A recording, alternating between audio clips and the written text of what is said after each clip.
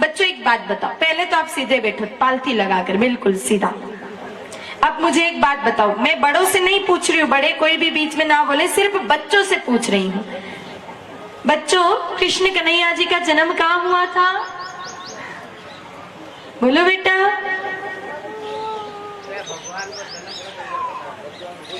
कहाँ हुआ था भगवान का जन्म? इधर वाले बच्चे बताओ, कहाँ हुआ था?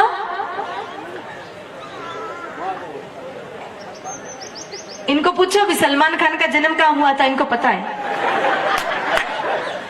अब मेरे भाई बहनों, ये हंसने की बात नहीं है, ये डूब मरने की बात है। मतलब हमारा सनातन धर्म किस दिशा में जा रहा है, आप थोड़ा इस बात से कल्पना कर लीजिए कि हमारे बच्चों को ये तक नहीं पता है कि राम कृष्ण का जन्म कहाँ हुआ है। तो आप विचार कर सकते हो कि ये बच्चे हमारे धर्म को आगे बढ़ाएंगे?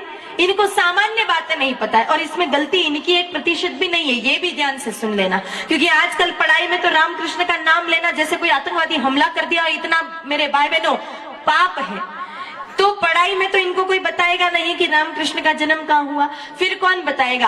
पहले बच्चों को पता होता, क्योंकि दादा दादी कहानियों के माध्यम से बच्चों को बता देते थे। पर आज कहाँ किसको फुर्सत है? दादाओं को तो दिन भर चबूतरे पर बैठ करके इधर उधर की परपंचायती राजनीति की बातें करने से फुर्सत नहीं, या फिर चौराहे पर बैठ करके ताश पीटने से फुर्सत नहीं, और दादियों को इधर उधर सास बहू की थारी मारी करने से फुर्सत नहीं। तो फिर इन बच्चों को कौन बताएगा कि राम कृष्ण का जन्म कहाँ हुआ है? मेरे भाई बहनों, ये बहुत ही शर्म की बात है कि हम हिंदू बच्चों को नहीं पता कि रामकृष्ण की कहाँ जन्म हुआ, ये जबकि धर्म की सामान्य बातें हैं। आप देखना, मुस्लिम संप्रदाय के इतने बच्चे होते हैं ना, वो सुबह सुबह टोपी लगाकर हाथ में अपने धर्म की धार्मिक पुस्तकें लेकर के तालीम लेने जाते हैं, उन धर्म की शिक्षा ग्रहण करने जाते हैं। क्यों? क्योंकि उनके माँ बाप ने उनको सिखाया है कि धर्म पहले है और बाकी सारी बात बाद में है। लेकिन हमें इससे कोई मतलब नहीं, हमारा धर्म जाए भाड़ में। जैसे ही बच्चा कुछ पढ़ने लग जावे तो आप अपने बच्चे को ए फॉर एप्पल और बी फॉर बॉल वाली किताब जरूर ला करके दोगे।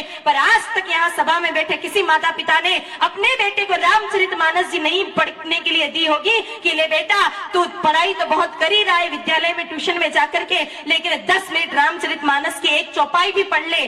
कभी आप लोगों ने अपने बच्चों को गीता जी ले जाकर के नहीं दी कि ले बेटा एक श्लोक तू गीता जी का भी पढ़ ले? अरे पढ़ लिख करके धर्म की शिक्षा तो आपने दी नहीं, तो फिर ऐसा बेटा क्या करेगा? पढ़ाई लिखाई करके संस्कार तो आए नहीं। क्योंकि आजकल की पढ़ाई में संस्कार आएंगे ये तो कल्पना भी मत करना, क्योंकि आजकल जो मैकाले शिक्षा पद्धति है वो पूरे भारत को बर्बाद करने पे टिकी है। मेरे भाई में सिर्फ पेट भरने की शिक्षा दी जा रही है, बाकी धर्म का या फिर संस्कारों की कोई बात आजकल की पढ़ाइयों में होती नहीं है। तो फिर क्या होगा? पढ़ लिख करके बड़ा आदमी बन गया, लुगाई को लेकर आप माँ बाप को यहाँ सड़ने के लिए छोड़ देगा और भाग जाएगा। इसलिए बच्चों को बचपन से धर्म की शिक्षा दो। रामचरितमानस जी एक चौपाई रोज पढ़ाओ, ताकि कम से कम वो समझ पाए कि एक बेटे का कर्तव्य क्या होता है, एक पति का कर्तव्य क्या होता है, एक मित्र का कर्तव्य क्या होता है, भाई का भाई के प्रति क्या कर्तव्य होता है। मेरे भाई बहनों, जब तक धर्म जानते थे तब तक भाई भाई भी पूरी जीवन भर एक घर में गुजार देते थे। आजकल पत्नी आवे 8वें दिन दोनों को अलग अलग करना पड़ता है, नहीं तो मेरे भाई बहन 90 दिन कोर्ट में दिखेंगे, दोनों एक दूसरे पर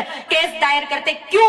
क्योंकि हमने धर्म की 1% भी शिक्षा अपने बच्चों को नहीं दी। संभले जाओ, इस तरह से तो धर्म पूरा मेरे भाई बहनों तार तार हो जाएगा। अपने बच्चों को कुछ न कुछ शिक्षा धार्मिक भी दिया करो, ताकि ये बच्चे संस्कारी बन सके। Hey there. Subscribe to my channel and also press this bell icon.